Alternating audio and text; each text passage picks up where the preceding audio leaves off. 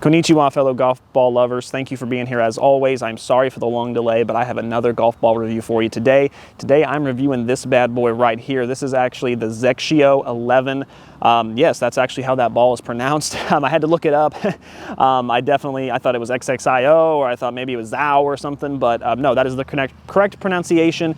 This golf brand, you might have seen it. It has become a little bit more popular over here in the North America side. It's actually very popular over in Japan right now, and it was actually purchased by the Srixon company. So Srixon's making a very huge push to get this golf brand, brought to other areas, Europe, and get them more popular. Let's see if they're headed in the right direction. Let's test this bad boy out and see how it goes. All right, so like I said, Srixon did purchase this company, which honestly gives them a lot of play. Srixon being able to fall back on their Cleveland line and the already popularity that Srixon has with their golf balls and their tour level and stuff like that is going to be good. It allows them to basically be able to experiment a little bit and try new things and really try to push the boundaries with what they can do. And if they fail a little bit, there's no big deal because they've got those other companies to fall back on, which is why I think eventually this golf brand will, or this XXIO brand will be just as popular as Srixon and Cleveland and things like that. One day, one way or another, they'll probably try everything they can to bring it there. That way they kind of have a little mini monopoly going, essentially. So what does XXIO actually promise this golf ball can do? This golf ball actually comes with a price tag of $49.99, which is actually the same as the Pro V1, and it's pretty much more expensive than the Srixon line or the Callaway line or any of the major tour line brands, even the TP5. That makes it pretty much the most expensive consumer golf ball in the market. There are, ones out there that are 100 or whatever, that are specialty, but as far as just regular consumer golfers, this is about as expensive as it gets. It's $50 a dozen. I am going to hold it to a very high standard because of that. If you're going to charge that kind of price, then I'm going to hold it to a Pro V1 standard. So with that being said, this golf ball is the XXIO 11. That's the name of the golf ball, is 11. I'm not sure why. I'm not a big fan of it, but looking at it, it's kind of neat. It's got the blue and gold design on there, which is pretty unique. If you look on the side here, it's actually got an alignment tool that looks kind of like a chain link fence, essentially. It reminds me, it's very Greek, Romanish, classical themed. It's kind of neat, but honestly, I'm not a big fan of the arrows on my alignment tool, and I don't like the disproportions. I'm kind of a snob when it comes to that, but honestly, it kind of impedes me from lining up my ball just a little bit, so I'm not a super huge fan of that. But the logo looks good on the front. It's you can tell it has a very thick layer of coating on the outside of the urethane, so honestly, I think it's going to stick a green pretty well. Just rubbing my thumb across it there, it's very, very frictiony, so I think it's definitely going to hold a green. I think it's going to stop real quick. But let's go ahead and do some chipping and putting, and let's see how it feels.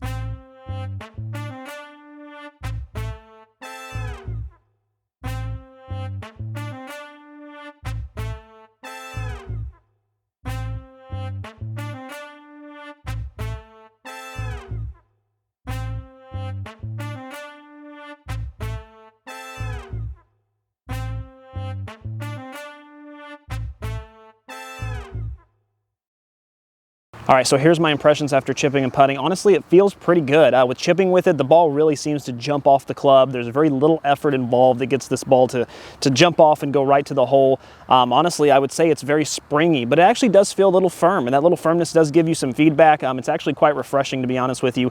I really do enjoy how the golf ball feels and reacts around chipping the green. It doesn't have a lot of pull or tug, so when you do chip, there's not an immediate checkup from off the green like some of the other balls have, but that's not necessarily a bad thing. Some golf balls are more about consistency, some are more about checking up. This one has a nice consistent release. Every time you hit it, it does seem to have just this slight bounce and then release. And honestly, guys, no matter how I try to hit the golf ball, whether it be in the back of my stance, a little low, a little high, it seems to have the same release, which is actually pretty nice. If you're someone trying to get a little bit more out of it, maybe you should play the pro version of this, but if you're just the average Joe, honestly, it was really nice to just have that consistent release. I felt like it was helping me around the greens. I was getting it close to the pin a lot. Now, when it comes to putting has that same type of feel. It's very firm, but it jumps off the club, has a nice even roll to it. Honestly, it feels and just really performs really well. Honestly, it's got a little magnet on it. It seems to go toward the hole quite well. I didn't have a lot of issues with distance, so it wasn't coming off too fast or too slow or anything. Honestly, it just seemed just right. Honestly, the feel feels fantastic. I hope this feel translates to the clubs because honestly, I'm very impressed so far.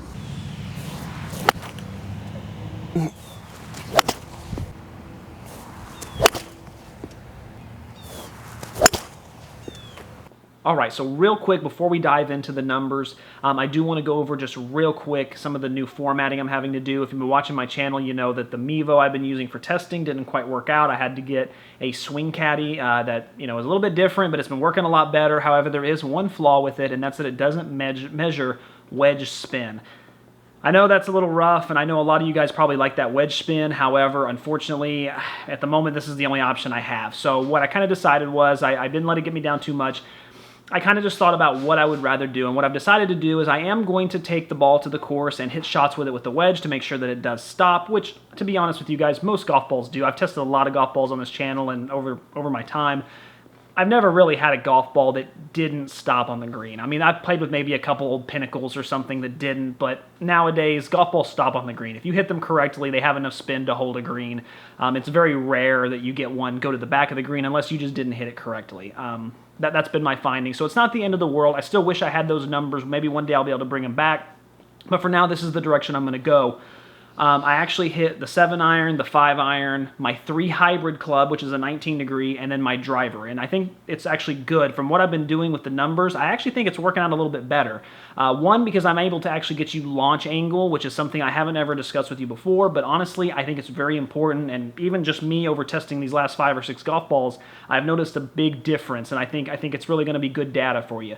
Also, just ball speed difference, how it compresses off of these long iron clubs. I mean, how a golf ball compresses off of the short irons is important, but most of the time, if you remember correctly, I actually stopped doing the ball speed with my pitching wedge because everything was so within a mile or, everything was pretty close. I never had a golf ball that really...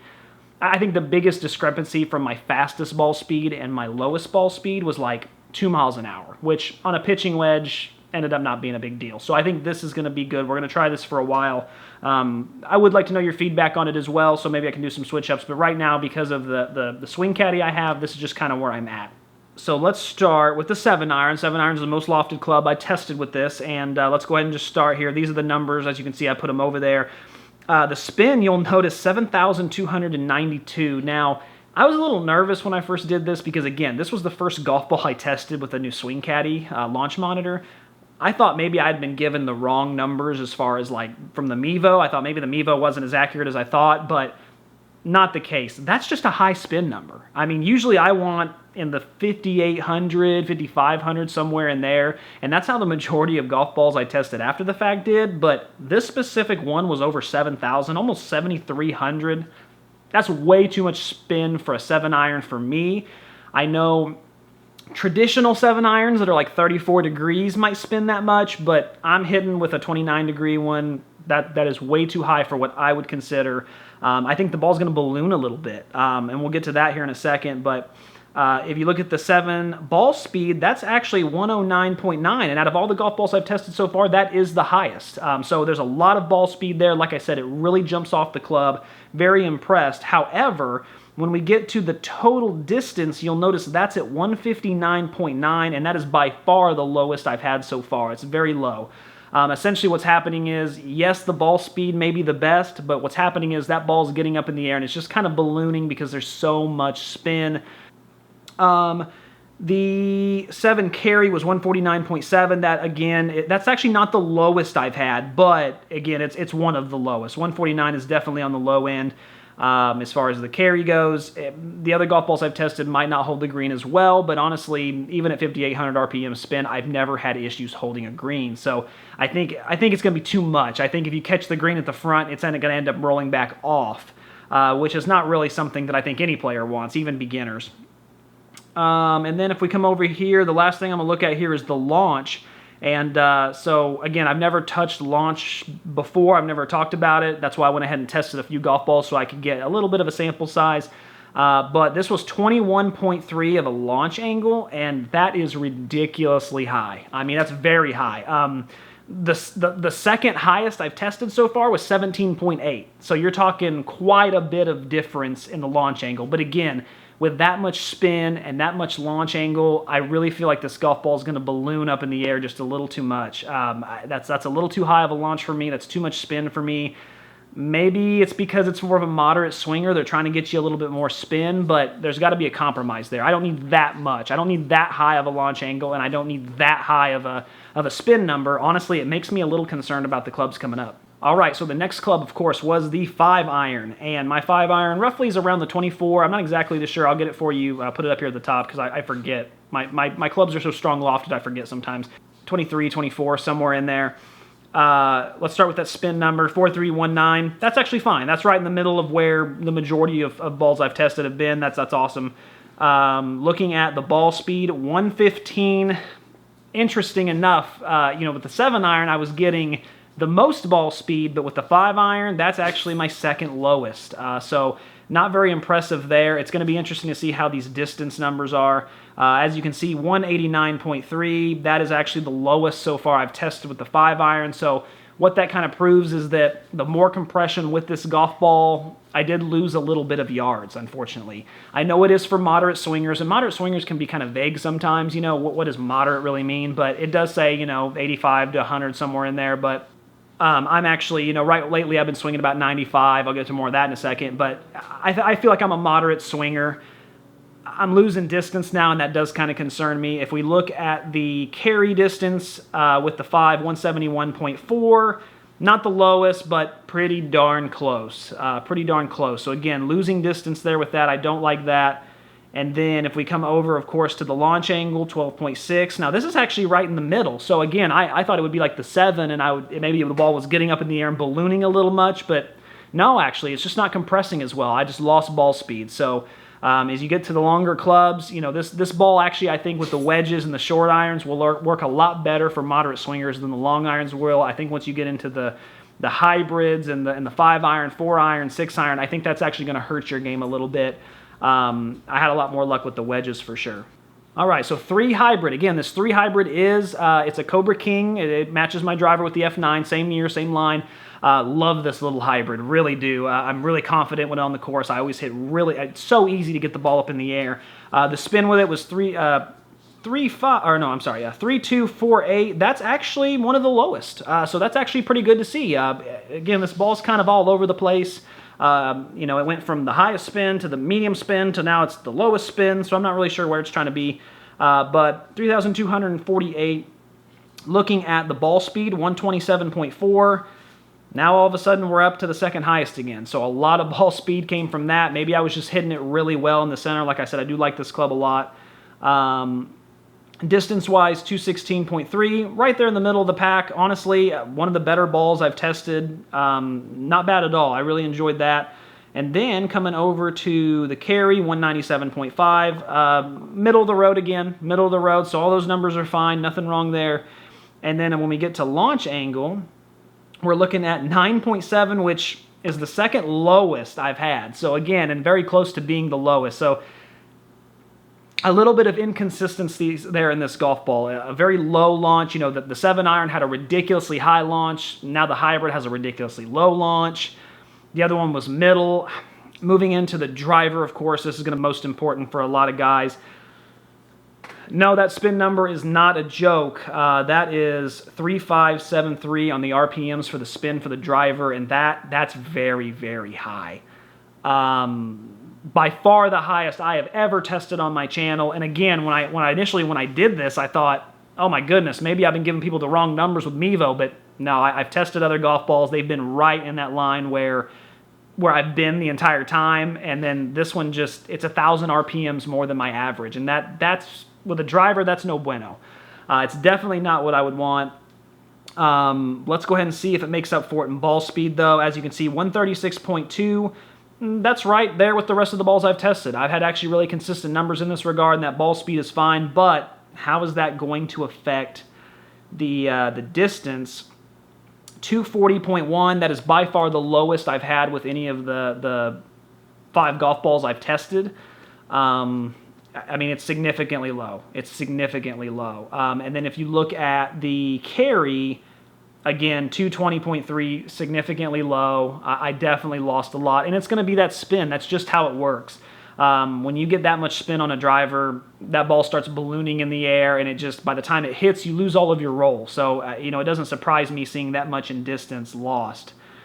Looking at the launch angle, 20.3. Again, by far the highest. So not only is this ball spinning way too much, it's launching way too high. You know, my second highest right now is 15.3. This one's 20.3. You're talking 5 feet of difference on launch angle, or 5 degrees, excuse me, I'm sorry. 5 degrees on launch, it's just too much. These numbers are all over the place. Honestly, I don't know what to make of them. It's so inconsistent. I think that there's a lot of growing pains for this golf ball. I think there's a lot of things they're experimenting with right now, but with the 7-iron launch and the spin and the driver spin and the launch, it's going to be tough to recommend this golf ball. But let's go ahead and get into the durability and see what we can find.